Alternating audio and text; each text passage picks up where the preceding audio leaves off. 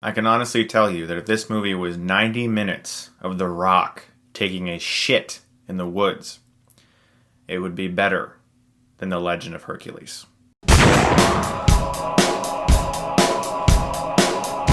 Hercules is directed by Brett Ratner and stars Dwayne "The Rock" Johnson in the title role. You guys know the story. He faced 12 labors, he defeated lions and boars and armies of people. He's the combined offspring of a human and Zeus. He's really strong, and he's played by The Rock, who's also pretty strong. In this movie, Hercules is commissioned to help this army take over this enemy nation. And along the way, they gotta go through a lot of other people that this guy is seemingly brainwashing against them. But there's something else going on under the surface that Hercules is curious about because he has a really damaged past with what happened to his family. This movie's directed by Brett Ratner, as I said.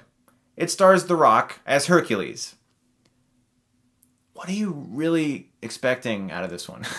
Now, I gotta admit, I walked into this movie thinking this is probably not gonna be the best movie of the year. Brett Ratner can make a sleek looking movie. He's not gonna make a terrible looking film, although a lot of his films lack depth and some of them are truly awful. Dwayne Johnson's awesome. I like him in everything he does. But I am actually surprised to say this movie is not as bad as I thought it was going to be. Is it a great movie? No. Is it a good movie? Not really. But it's not awful, so there's that. Dwayne Johnson is good as Hercules, and when I say that, I mean that he's really big and he's really strong and he can hit things with clubs really well. And he's likable and he's got really white teeth for a guy from those times, but I guess since he's the offspring of Zeus, he automatically is going to have fluorescent white, lightning white teeth. The movie looks good, there are some impressive battle sequences, and the best part of this movie is that there actually is a very surprising hook to the story that I legitimately did not expect, that really did take me off guard, and that actually improved the film quite a bit towards the third act of the movie. In regards to depth, there's just not really much happening.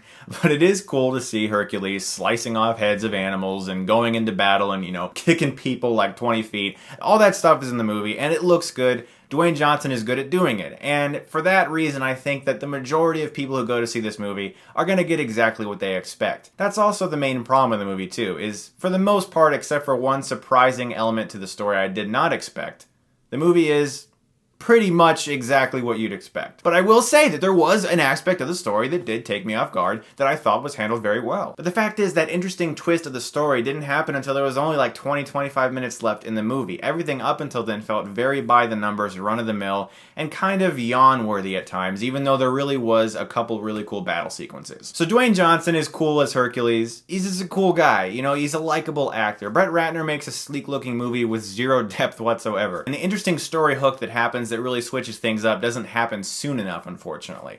So everything up until then felt kind of by the numbers. I'm going to give Hercules a C+. It is a little bit better than I thought it was going to be, and it's a lot better than that other thing that happened in January. So guys, I do want to make a really cool announcement, something I'm extremely excited about, something that I've been looking forward to, and something that I've been working for 5 years. I started doing videos in my room for fun, and I hope that one day someone would look and say, that guy's doing something and he's working hard at it and he has awesome people who are watching him.